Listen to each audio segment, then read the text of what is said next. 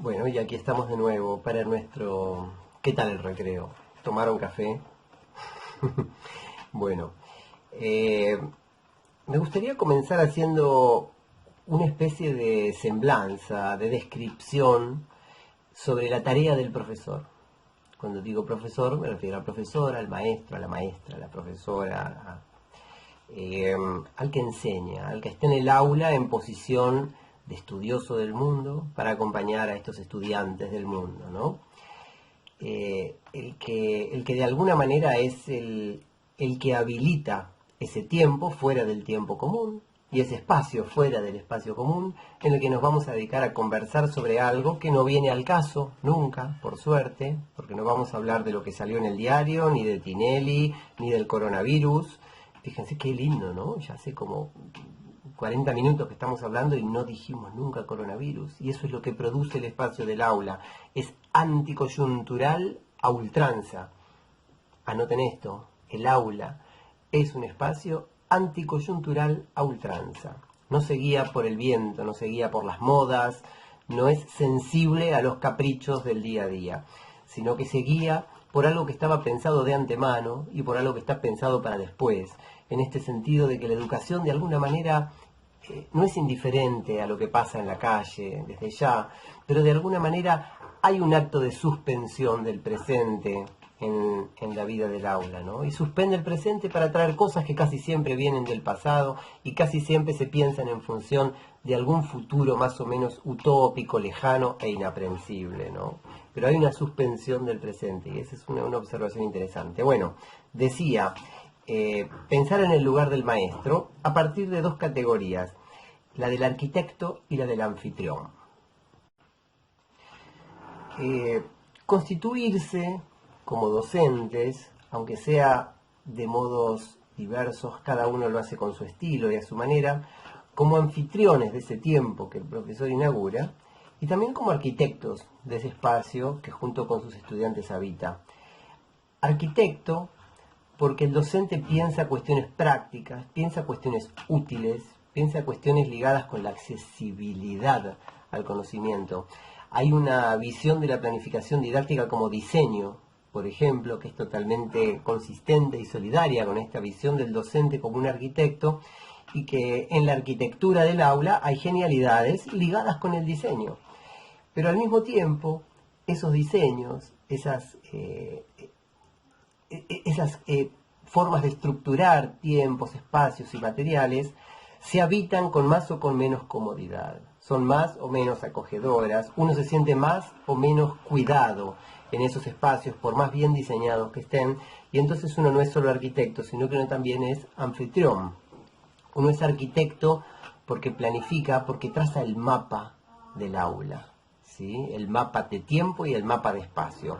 Pero también uno es anfitrión porque uno cuida la experiencia de los que transitan por ese territorio, que no es solo un mapa, porque también en la medida en que se transita, se habita, se le ponen sentidos al espacio, se convierte en un espacio habitado. Somos arquitectos para no ser ineficaces y para no ser improvisados, porque uno no llega al aula con lo opuesto. Si uno llega al aula con lo opuesto y deja las sillas como están y utiliza el tiempo como está estipulado que se use y no se hace ninguna pregunta del orden del diseño, entonces lo más probable es que uno se sume a las hegemonías conservadoras que rigen muchas veces las instituciones escolares. Pero uno es anfitrión para no ser indiferente, para no ser insensible, para acusar recibo de la presencia del otro en el aula. Uno es arquitecto para poder construir, edificar, con los materiales que tengo a mano, una clase que esté lo más buenísima posible.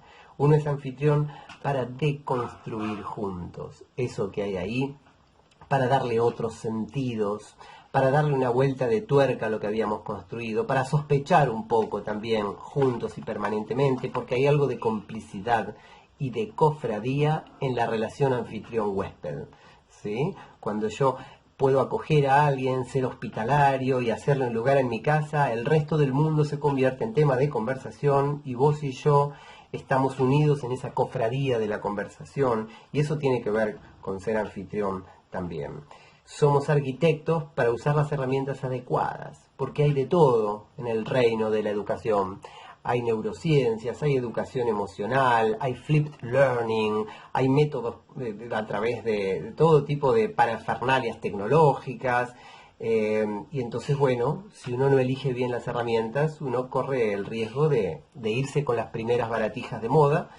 Y somos anfitriones para acordarnos que lo que importa son las relaciones y para prevenirnos de que las herramientas, por más interesantes y buenas que estén diseñadas, no terminen utilizándonos a nosotros, como a veces sucede con algunas herramientas tecnológicas, ¿no es cierto? El contraste entre el arquitecto y el anfitrión, agregaría, no es un contraste que lo estoy pensando para que el anfitrión le gane al arquitecto o viceversa, sino como una especie de sana convivencia de dos energías que necesitan estar juntas en el aula. Si ustedes tienen ganas de entrar en contacto con algunas de estas ideas que yo comentaba antes de Jorge La Rosa, y él en diálogo con Magellan, y él en diálogo con Carlitos Escliar, y en diálogo con varios autores argentinos, también con Inés Dussel, que han compartido una serie de publicaciones a lo largo de los últimos años en los que se delinea cierta manera de mirar lo que sucede en el aula, y que es una manera, yo diría, amorosa, elogiosa respecto de lo que un aula puede, de lo que en un aula puede suceder, de lo que la fuerza del aula y de la escuela es capaz. Y esta energía amorosa, elogiosa, no es lo contrario de las pedagogías críticas, por ejemplo. Y digo que no es lo contrario porque la crítica no consiste en señalar los defectos de las cosas. Eso no es ser crítico, eso es ser criticón. Los artistas lo saben muy bien. La crítica de arte no es decir eso es una porquería. Hacer crítica de arte es analizar, es mirar a través de categorías, a través de historias y corrientes y de un conocimiento que rodea esa mirada. Mirarlo además con una sensibilidad hacia lo político, hacia las relaciones de poder, hacia lo que no se ve a simple vista, mirando al revés de las cosas, ¿no? Entonces el elogio, la mirada amorosa sobre la escuela puede tener que ver también con esta actitud crítica, en el sentido profundo de la crítica, ¿sí? Y en ese sentido creo que hay una serie de pinceladas sobre la relación pedagógica que ofrecen estos autores y que me gustaría compartir un poco. Hay cierto gesto del profesor que consiste en habilitar, decíamos, un tiempo y en ser arquitecto de lo que ese tiempo tiene y de lo que se hace con lo que en ese tiempo y en ese espacio hay. Y decía, si ustedes quieren recorrer un poco estas ideas de Jorge La Rosa, lo pueden hacer a través de un video. Tal vez ya están repodridos de ver videos a esta altura de la cuarentena, pero les juro que este vale la pena.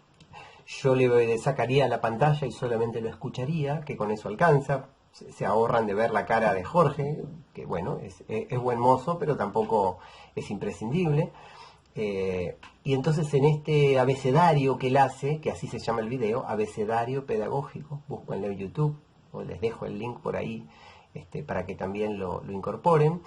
El abecedario pedagógico de Jorge La Rosa va pasando letra por letra, A, B, C, hasta la Z, como todo abecedario, por supuesto, y se detiene, por ejemplo, en la letra G y elige hablar de la generosidad de la escuela. Y allí dice que la escuela le da a las personas mucho tiempo, recupera la etimología de la palabra escuela, que es skolé, del griego skolé, que significa tiempo libre, tiempo liberado, diríamos, desde estas lecturas pedagógicas, liberado de otras cosas para dedicarse al estudio. Que la escuela le da a las personas mucho espacio, un lugar al que pertenecer, y que entonces en la puerta de la escuela, dice él, muy ingeniosamente, podría haber un cartel que dijera, usted acá tiene tiempo, venga, usted acá tiene un lugar, su lugar al que pertenece, yo agregaría su lugar en la fila, su banco, sus cosas, y además, fíjese que acá hay de todo, hay mapas, hay cuadros, hay un patio que está buenísimo, hay una bandera a la que le hablamos todos los días, hay cosas. Hay cosas que nos interpelan, algunas que nos enojan, hay historias que se cuentan, hay relatos. Creo que el gesto del profesor es el de inaugurar ese espacio. Y después él nos propone ahí dos palabritas que me parece que son palabras que pueden llevarse un poco a la didáctica. Él habla de la dietética y de la gimnástica. Son dos palabras cuyo uso original probablemente tenga poco que ver con este uso didáctico que le estamos pensando, pero la dietética tiene que ver con una selección, ¿no? Cuando uno dice que hace dieta, en términos alimenticios, uno dice que uno elige qué comer y qué no comer. En el aula uno hace una dietética cuando uno elige qué trae al aula y qué no trae, qué obras, ¿sí? Qué partituras, qué cuadros, qué libros y qué películas y cuáles no. Y esa dietética es objeto de cuidado. Uno no trae cualquier cosa, uno no lo trae porque estaba ahí sobre la mesa, uno no lo trae porque justo se lo cruzó, aunque a veces comparta cierto entusiasmo traer lo que estoy viendo ahora. Uno elige a grandes rasgos, la mayoría de los materiales que llevamos no se eligen con el criterio de que es con lo que en este momento yo estoy apasionado y es lo que yo estoy leyendo, ¿no? Y por otro lado la gimnástica, que tiene que ver con la actividad que vamos a hacer, con la tarea, con el ejercicio que vamos a hacer sobre ese material. Ponemos algo sobre la mesa y le proponemos a todos y a todas que hagan algo. Y después conversamos. En este juego sencillo, en este juego de alguna manera así contado parece tan simple, hay algo de la esencia del trabajo de los profesores. Y a este conjunto de procedimientos, ¿no? de pases que hace el profesor y que tienen que ver con su carácter de arquitecto, de anfitrión, de poner algo sobre la mesa pensando en una dietética, de proponer algo pensando en una gimnástica, de habilitar ese tiempo liberado. Creo que hay algo que vale la pena subrayar y que es la figura del profesor como alguien que cuenta historias, como alguien que trae relatos, ¿no? Porque el relato, la figura del relato, la idea de lo narrativo en un sentido general, y no estoy hablando de algo que le incumbe a los profesores de literatura, estoy hablando del relato con el profesor de matemática, porque una demostración también es un relato, y porque detrás de cada cosa que se enseña hay una pequeña historia. Entonces creo que el profesor también es el que cuenta, el que trae el mundo bajo la forma de relatos, y ya sea que sean relatos con imágenes, con números, con palabras. Esta idea del profesor como el contador de cuentos es una idea potente y bien consistente con esto que vengo diciendo. He agarrado los anteojos porque quiero leerles dos pequeñas citas de un libro muy bonito que se llama Leer con niños, de Santiago Alba Rico. Santiago Alba Rico, doble apellido. Les quiero recomendar también algunas lecturas de este autor. Este libro está online a través de Google Books, creo, y si no, no está editado en Argentina, pero hay muchas citas por ahí. Pero tiene muchas cosas escritas Alba Rico, sobre todo en una revista que se llama Rebelión. Ahí encuentran, por ejemplo, un elogio del aburrimiento que no tiene desperdicio, ¿no? Un texto que frente a tanta queja de los alumnos desmotivados, tanto mandato de divertirlos y entretenerlos, él reacciona haciendo un elogio del aburrimiento y comienza diciendo: hay dos maneras de lograr que la gente no piense. Una es haciéndolos trabajar sin descanso bajo el yugo de la explotación. La otra es manteniéndolos entretenidos todo el tiempo. Ahí no piensan. Y sigue, ¿no? Sigue sin desperdicio ese texto. Y si quieren leer otra cosa que es para estremecerse de lo bien escrito que está y de lo interesante que es lo que dice, lean Turismo, la mirada caníbal. Turismo, la mirada caníbal, de Santiago Alba Rico. Bueno, les dejo esas lecturas, pero para terminar de convencerlo y engarzando con lo que venía diciendo, leo dos citas cortitas de Leer con niños que tienen que ver con esta figura del profesor como el que trae relatos, ¿no? Y la primera dice: cada vez que leemos a Leopardi, o a Carson McCullers, o a Stevenson, o a Kipling, a cualquier autor diríamos, a Borges, a Cortázar, nos embarga la certidumbre maravillosa de haber llegado a alguna parte, aunque no sepamos a dónde. y de haber resuelto alguna adivinanza, aunque no sepamos cuál. Esto dice sobre los relatos, lo que nos traen los relatos, esta idea de una maravilla sin objeto que tiene el relato, esta sensación extraña de viajar a otro tiempo, de viajar a otro espacio y de vivir desde otras miradas, ponernos en la piel de los personajes, en los zapatos de las víctimas. Es la posibilidad, como dicen algunos, de vivir otras vidas que uno no vivió. ¿Y qué otra cosa puede pretender la escuela de los estudiantes que hacerlos viajar un poco por este mundo desde adentro del aula? Hay mucho mandato sobre la escuela de salir del aula, de hacer muchas excursiones, etcétera, lo cual está muy bien, ¿no? ¿Quién no tiene hermosos recuerdos de haber ido a un museo o a una fábrica de pastas o a la Serenísima en cuarto grado? Eso está buenísimo, ¿eh? Pero el verdadero viaje creo que se puede dar a través de los relatos. La segunda cita que quiero compartir de Santiago Alba plantea algo en relación a la moraleja. Él dice que la moraleja es la ortopedia del relato.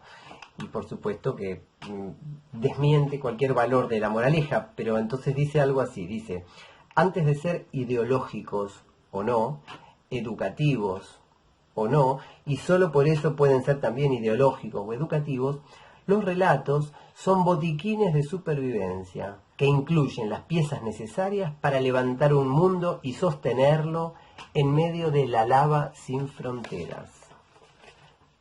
Es decir, lo que nos está diciendo Santiago Alba es que los relatos nos pueden salvar la vida, porque no son solamente cuentitos para entretenernos, sino que son ventanas a través de las cuales miramos y entendemos un mundo y lo convertimos en mundo, porque nos interpela, porque nos convoca, porque nos provoca, porque nos expone, porque nos comprometemos con algo de ese mundo, que era la definición de mundo que habíamos dicho a partir de la cita de Hannah Arendt y de la lectura de esa cita que hacía Jorge La Rosa en su libro El profesor artesano. Bueno, dicho todo esto, agradezco su atención, no tengo más que decirles, nos vemos enseguida en la conversación sincrónica, como se dice ahora, que vamos a tener a través de un elaborado e ingenioso dispositivo informático que nos permitirá conversar, o eso es lo que me han prometido, por lo menos al momento de grabar este video unos días antes. Bueno, les mando un gran abrazo y por allí nos vemos.